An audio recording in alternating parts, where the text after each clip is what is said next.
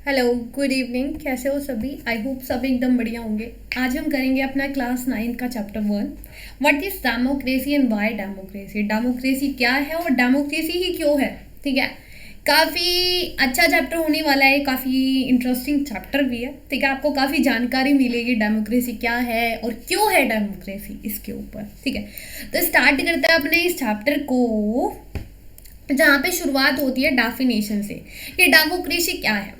तो इसकी एक सिंपल डेफिनेशन एनसीईआरटी ने हमको दी है कि डेमोक्रेसी एक फॉर्म ऑफ गवर्नमेंट है। मतलब कि एक कोई ना कोई फॉर्म ऑफ गवर्नमेंट हो सकती है जहाँ पे जो गवर्नमेंट है वो जो रूलर है, ठीक है, जो गवर्नमेंट का हेड है वो क्या है, वो लोगों के थ्रू इलेक्ट होके आया है। ठीक है, अब जो डेफिनेशन है ना ये पूरी पर्याप्त नहीं है। ठीक है, अब बोला गया है कि गवर्नमेंट है, कौन सी वाली गवर्नमेंट है।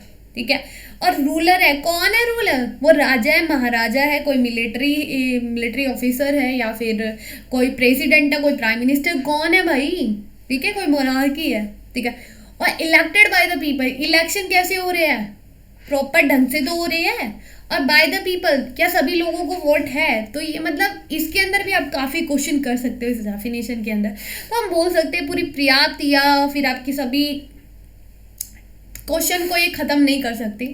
तो अच्छे से देखते हैं कि डेमोक्रेसी क्या है और क्यों है। ठीक है, और देखो कुछ फीचर्स होते हैं किसके हमारी डेमोक्रेसी के। अब इसमें बोले डेमोक्रेसी फॉर्म ऑफ गवर्नमेंट है। अब रूलर कौन है? ठीक है, पहला क्वेश्चन आता है रूलर कौन है। क्या जो इलेक्शन हो रहे हैं वो डेमोक्रेटिक इलेक्शन तो हो रहे हैं ना, ऐसा तो नहीं है कि घपलबाजी चल रही है। ठीक है, लोग कौन है? वो लोग जिन्होंने वोट दिया उनको सभी को इक्वल राइट है ना, हर एक सिटीजन को इक्वल राइट है और सभी को वोटिंग राइट है। ठीक है, और इक्वली पार्टिसिपेशन है सभी का। ठीक है, फॉर्म ऑफ गवर्नमेंट, कौन सी फॉर्म ऑफ गवर्नमेंट है? डिक्टेटर फॉर्म ऑफ गवर्नमेंट है, या डेमोक्रेसी फॉर्म ऑफ गवर्नमेंट है, मोनार्की गवर्नमेंट है, मिलिट्री गवर्नमेंट है, कौन सी है? ठीक है, तो ये सभी क्वेश्चन हमारे इसके अंदर आते हैं। तो वो आगे चलते हैं। आगे क्या है कि मेजर डिसीजन बाय इलेक्ट। अब हम कुछ फीचर्स की बात करेंगे इसके डेमोक्रेसी के अंदर की जहाँ पर आपको ये फीचर मिलेंगे मतलब वो डेमोक्रेसी होगी।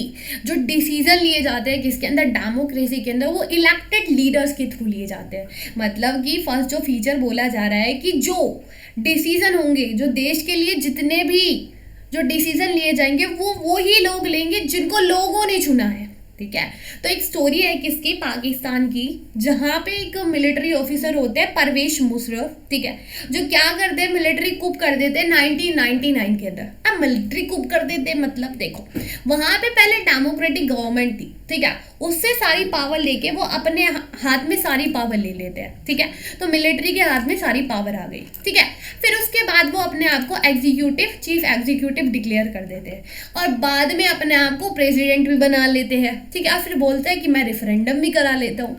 रेफरेंडम क्या होता है कि लोगों से पूछा जाता है कि देखो जी मैं प्रेसिडेंट बन रहा हूँ, आप मेरे को प्रेसिडेंट बनाना चाहते हो, हाँ या ना में अपना जवाब दो। ठीक है, तो वो रेफरेंडम भी करा लेते हैं और फिर वो अपने आप को क्या बना लेते हैं, अपने आप को एक पोस्ट दे देते हैं, डेजिग्नेशन दे देते हैं किसका, प्रेसिडेंट का। ठीक है, अब क्या करते हैं, वो जो उन्होंने रेफरेंडम कराया था उसके अंदर ना कुछ माल प्रैक्टिस हुई थी। ठीक है, मतलब जो उन्होंने रेफरेंडम किए थे कि हाँ या जो ना का जवाब लिया था ना वो फ्रॉड था। ठीक है, वो कोई लीगल नहीं था। ठीक है, और फिर धीरे धीरे बाद में पता है क्या करते हैं, जो परवेश मुशर्रफ था ये क्या करता है कि जो पूरी पावर है वो मिलिट्री के हाथ में डाल देता है और काफ़ी चेंजेस लेके आता है किसके अंदर,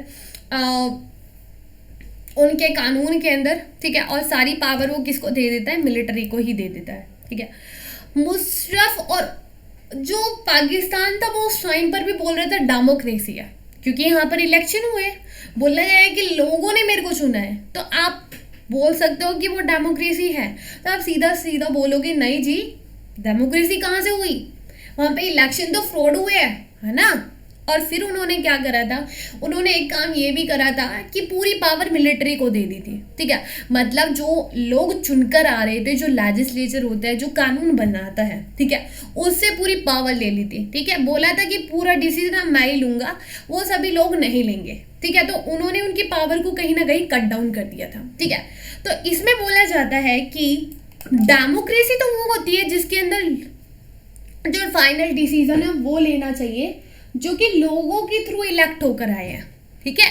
तो बोला जाता है कि डेमोक्रेसी के अंदर जो फाइनल डिसीजन होना चाहिए ना, वो होना चाहिए जो कि लोगों ने उनको चुना है। ऐसा नहीं कि प्रेसिडेंट ले रहे हैं, ठीक है, ऐसा नहीं होना चाहिए, ठीक है। जो मिनिस्टर हमने चुना है ना, सिर्फ वही क्या लेंगे, वही डिसीजन लेंगे, ठीक है। फ्री एंड फेयर कंपटीशन होना चाहिए इलेक्शन के अंदर, ठीक है। फ्री एंड फेयर कंपटीशन होना चाहिए इलेक्शन के अंदर। जैसे कि चाइना का एग्जांपल लेते हैं हम। चाइना के अंदर क्या है, चाइना अपना झंडा लेके घूमता है डेमोक्रेसी का, कि हम तो डेमोक्रेसी है। अब आप बोलोगे कि बोल रहा है तो फिर क्या दिक्कत आ रही है आपको। देखो, हर 5 साल वो अपने इलेक्शन कराते हैं। आप बोलोगे ठीक तो है यार, डेमोक्रेसी के अंदर यही तो होता है, टाइम टू टाइम इलेक्शन कराते रहना। अरे रुको भाई, वहां पे क्या है, एक पार्टी है, कौन सी, कम्युनिस्ट पार्टी, ठीक है।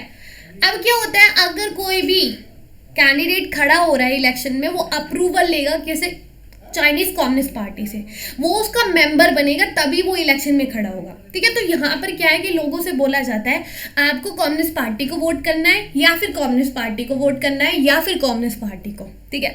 जैसे कि आपसे इंडिया के अंदर बोला जाएगा आप बीजेपी को वोट करो, या आम आदमी पार्टी को वोट करो, या फिर कांग्रेस को, ठीक है। लेकिन वहां पर लोगों के पास एक ही चॉइस होती है, क्या, कम्युनिस्ट पार्टी, ठीक है। क्या बोला जाता है, सिर्फ एक ही कम्युनिस्ट पार्टी है जो इलेक्शन में खड़ी होगी, ठीक है, और कोई पार्टी नहीं होगी। तो कॉमन सी बात है, गवर्नमेंट भी किसकी बनेगी, कम्युनिस्ट पार्टी की। जब इलेक्शन में एक पार्टी खड़ी होगी तो गवर्नमेंट भी एक ही पार्टी की बनेगी, ठीक है। तो लोगों के पास चॉइसेस नहीं है, ठीक है। और दूसरा एक और एग्जांपल है मैक्सिको का, जहां पर बोला जाता है कि मैक्सिको इंडिपेंडेंस कब मिली थी, 1930 में। चलो यहाँ तक भी ठीक है। फिर उसके बाद वहां पर इलेक्शन होते हैं किसके, प्रेसिडेंट के, ठीक है। मिलिट्री डिक्टेटरशिप, कोई रूल नहीं था, ठीक है। इलेक्शन भी अच्छे से हो रहे थे, ठीक है। अब क्या होता है, जो वहां पर पार्टी बनती है वो PRI पार्टी होती है, ठीक है।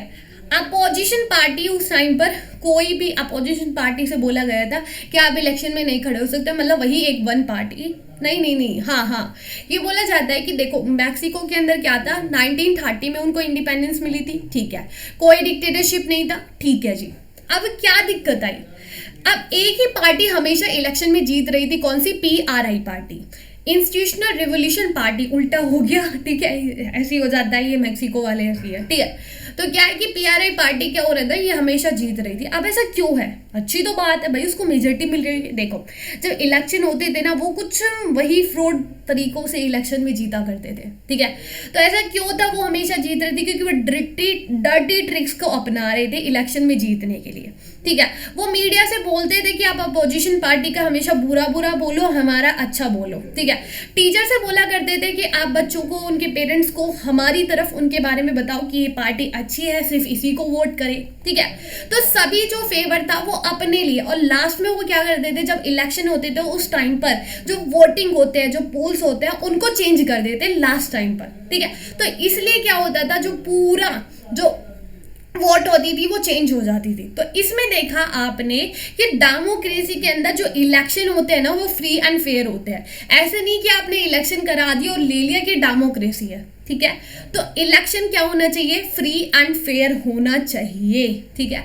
ऐसा नहीं है जो करंटली पावर में है कि वो कभी लूज नहीं कर सकता है, ठीक है। फ्री चांस मिलना चाहिए कि वो भी लूज कर सके, ठीक है। जो अभी पावर में है वो कल को जा भी सकता है, ठीक है। आगे आता है 1 पर्सन 1 वोट 1 वैल्यू। हर एक पर्सन को 1 वोट मिलनी चाहिए और हर एक उसकी वोट की एक ही वैल्यू होनी चाहिए। ये जो डिमांड है कि यूनिवर्सल अडल्ट फ्रेंचाइज है कि हर एक अडल्ट के पास क्या होना चाहिए, इक्वल वोट होना चाहिए। लेकिन सऊदी अरेबिया में क्या हुआ था, 2015 से पहले किसी वुमेन के पास राइट टू वोट नहीं था। एस्टोनिया, जिसके अंदर जो रशियन मिनोरिटीज होती थी, उनको तो उन्होंने वोटिंग राइट ही नहीं दी थी, ठीक है। फिजी, जहां पर फिजी आपको मिलेगा साउथ अमेरिका के अंदर, ठीक है। ऑस्ट्रेलिया आपको मिल जाएगा रशिया के बिल्कुल साइड पे, ठीक है। फिजी, जहां पर बोला जाता है जो इंडियन फिजियन थे, अब इंडिया में फिजी के लोग कहाँ से, फिजी के अंदर इंडिया के लोग कहाँ से पहुंच गए, ठीक है। देखो जब हमारी ब्रिटेन आई थी ना, ब्रिटेन की जब कंपनी आई थी तो वो कुछ लोगों को ले गई थी यहाँ पे एज अ लेबर, ठीक है। अब वो वहाँ पर ही जाकर सेटल हो गए थे।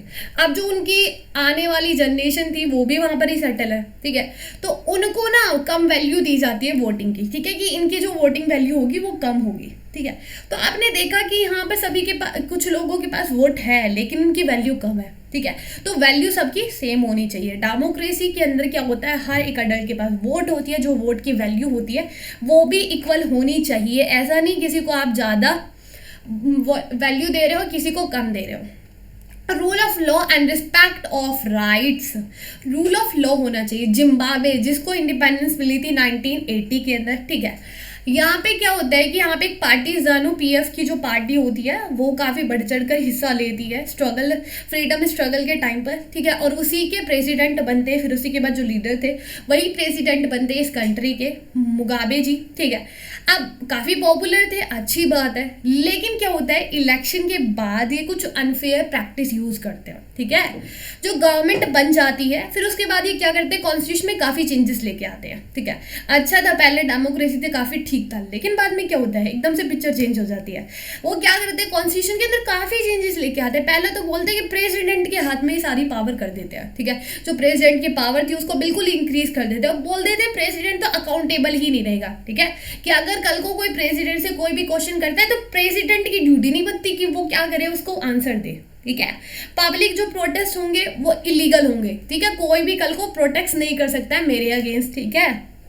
और वो क्या करते हैं, और जो कोई भी क्रिटिसाइज भी नहीं कर सकता है प्रेसिडेंट को, ठीक है। रेडियो टीवी चैनल उन्होंने सबको कंट्रोल कर लिया था, ठीक है।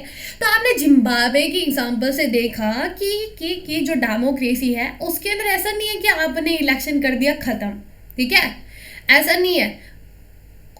डेमोक्रेसी के अंदर इतना इंपॉर्टेंट, जितना इंपॉर्टेंट आप इलेक्शन पर देते हो ना कि फ्री एंड फेयर इलेक्शन होना चाहिए, ठीक है, उसके बाद भी देखना चाहिए कि इलेक्शन के बाद गवर्नमेंट इक्वल ट्रीट कर रही है या नहीं, ठीक है। उतना ही इंपॉर्टेंट होता है इलेक्शन के बाद और उससे पहले देखना, ठीक है। ऐसा नहीं है कि इलेक्शन अच्छे से करा दिया, फ्री एंड फेयर कर दिया, फिर उसके बाद जो गवर्नमेंट आई है वो अपना खुद का रूल चला रही है, ठीक है। रूल ऑफ लॉ होना चाहिए, जो कानून है जो पहले से कॉन्स्टिट्यूशन बना हुआ है उसके हिसाब से गवर्नमेंट चले, ना कि rule by law by rule by law होना चाहिए, ठीक है, कि जो रूल कर रहा है उसने कानून बनाया है, ठीक है। रूल बाय लॉ होना चाहिए, जो कानून बना है उसके अकॉर्डिंग ही रूलर क्या करे, रूल करे। क्या आज को हमारा जो कॉन्स्टिट्यूशन है उसकी रिस्पेक्ट करती है हमारी गवर्नमेंट, उसी के हिसाब से चलती है। ऐसा तो है नहीं कि बीजेपी अब गवर्नमेंट आई है और अपना खुद का नया कानून बना रही है, कॉन्स्टिट्यूशन को बिल्कुल साइडलाइन कर रही है, नहीं, वो उसकी रिस्पेक्ट भी करती है। तो यही होता है डेमोक्रेसी के अंदर, ठीक है। गवर्नमेंट किसका जो कानून है उसकी रिस्पेक्ट करती है, लोगों की राइट्स की भी, ठीक है।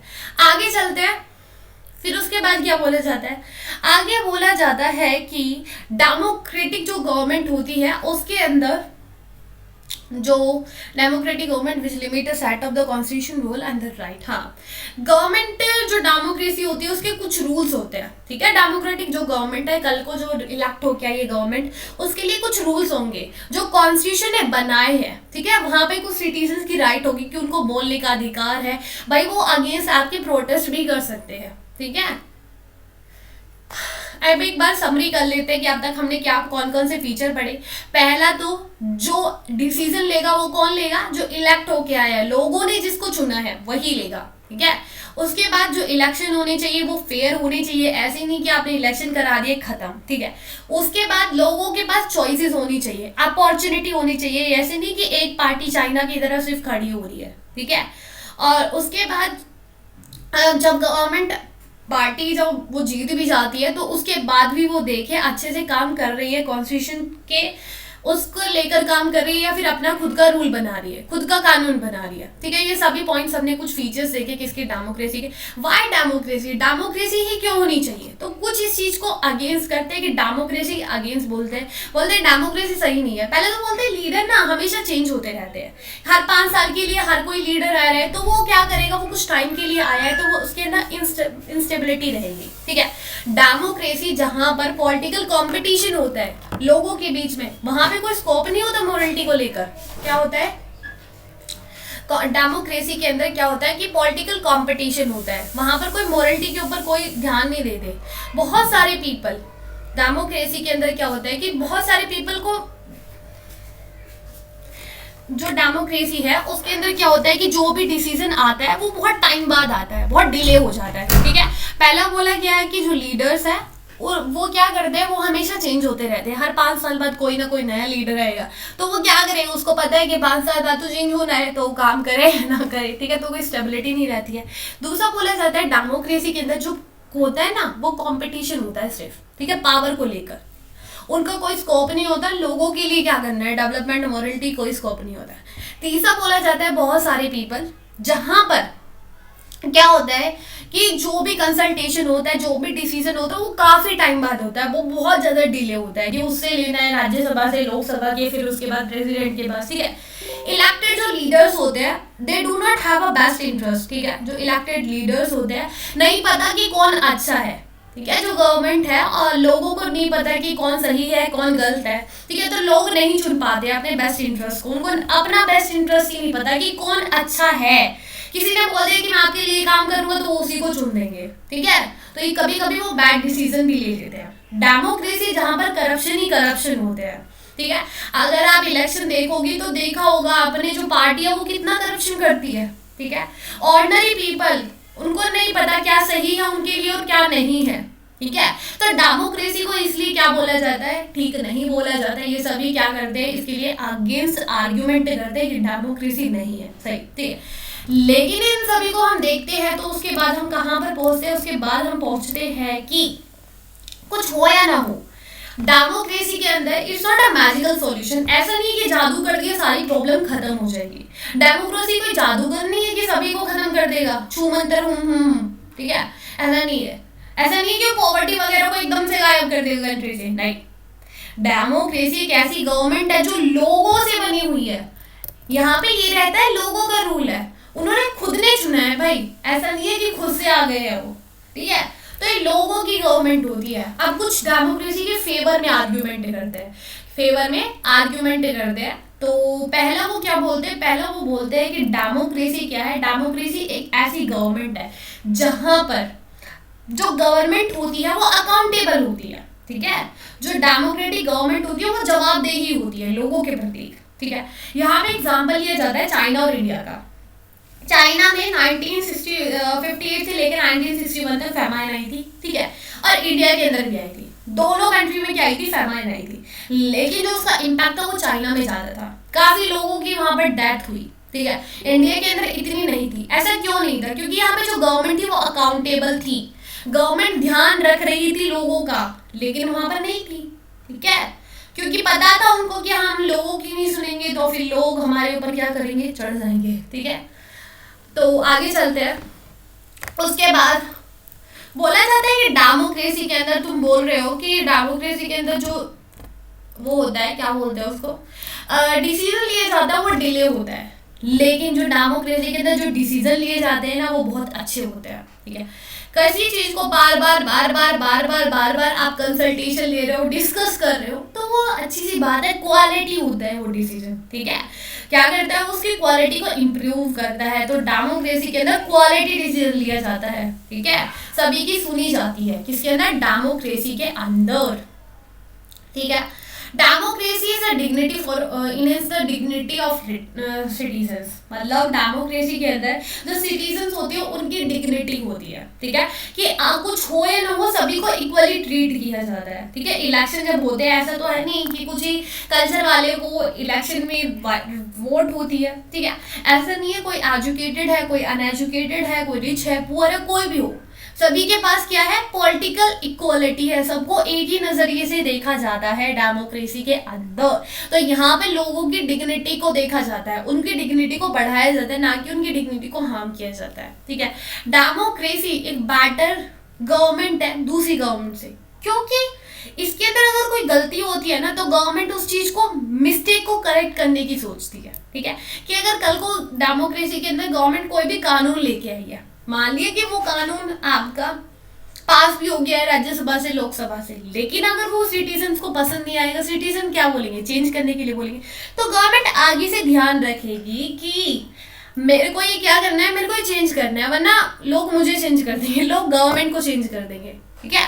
तो इसमें क्या करती है, अगर सरकार गलती भी कर देती है तो उसको क्या करती है, आगे उसको वो सही करने की कोशिश करती है, ठीक है, ऐसा नहीं कि एक बार राजा ने बोल दिया तो खत्म, वो गलत है सही है फर्क नहीं पड़ता। ठीक है, हम थोड़ा सा ब्रॉड मीनिंग देख लेते हैं किसका, डेमोक्रेसी का। इस चैप्टर में हमको थोड़ा सा तो आइडिया लग गया डेमोक्रेसी क्या है क्या नहीं है, लेकिन जो ये मीनिंग है किसका, डेमोक्रेसी का, थोड़ा लिमिटेड है, एक डिस्क्रिप्टिव सेंस में है। ठीक है, डेमोक्रेसी जो कि आज के टाइम पर रिप्रेजेंटेटिव डेमोक्रेसी को काफी ऊपर माना जाता है। ठीक है, काफी कॉमन माना जाता है, क्योंकि इसके अंदर हम चुनते हैं अपने लीडर को। ऐसा क्यों नहीं है कि सभी लोग इनडायरेक्ट डेमोक्रेसी को हम क्यों नहीं अपनाते। देखो पहले क्या था, पहले इनडायरेक्ट डेमोक्रेसी होती थी, डायरेक्ट डेमोक्रेसी होती थी, सॉरी इनडायरेक्ट नहीं, इनडायरेक्ट अब है जो रिप्रेजेंटेटिव डेमोक्रेसी है। ठीक है, पहले डायरेक्ट डेमोक्रेसी होती थी कि लोग खुद जाके अपने देश के लिए डिसीजन लेते थे। इतनी तो अच्छी है, प्रॉब्लम क्या है, प्रॉब्लम ये है कि आज के टाइम पे इतनी ज्यादा पॉपुलेशन है ना। मॉडर्न डेमोक्रेसी आप देखोगे तो इतने सारे लोग हैं, इंडिया ही ले लो। अब आपको लगता है कि आप कहीं एक जगह बैठकर डिसीजन ले लोगे? आज चलो आ भी गए एक जगह, आपने सभी को बुला भी लिया, क्या सभी के पास टाइम है कि वो डेली के डेली जाएंगे डिसीजन लेने अपने देश के लिए, कानून बनाने के लिए? किसी के पास नहीं है, तो लोग काम कब करेंगे, है ना। तो वही है कि इसलिए हम क्या करते हैं, इलेक्शन में अपने लीडर को चुनते हैं और वो हमारे बिहाफ पर काम करता है। ठीक है, तो थोड़ा सा डिफरेंस देख लेते हैं, गुड डेमोक्रेसी और बैड डेमोक्रेसी क्या होती है। आप देखो, मैंने खाना बनाया, आपने खाना बनाया, लेकिन खाना किसने अच्छे बनाया? एक ने खाना ही नहीं बनाया है, वो हमने कमियां देखी। अब जो खाना बनाया वो किसका अच्छा बना है। डेमोक्रेसी के अंदर हमेशा जो डिसीजन लिया जाता है ना, वो ऐसा नहीं है कि सिर्फ पूरी मिनिस्टर से कंसल्ट किया जाएगा, वो उनसे भी कंसल्ट किया जाएगा जो उससे इफेक्ट हो रहे हैं। ठीक है, अगर कल को गवर्नमेंट कोई भी डिसीजन लेती है, ठीक है, वुमेन के लिए कोई भी डिसीजन लेती है, तो लोगों से, वुमेन से जो कंट्री के अंदर उनसे कंसल्ट करेगी। ठीक है, उनसे पूछेगी। ठीक है जी, ट्रू डेमोक्रेसी महात्मा गांधी ने बोला था, ट्रू डेमोक्रेसी वो डेमोक्रेसी होती है जहां पर कोई भी भूखा नहीं सोता है रात को। ठीक है, कोई अपने बेड पर भूखा नहीं आता है, वो ट्रू डेमोक्रेसी होती है। किसने बोला? महात्मा गांधी जी ने बोला।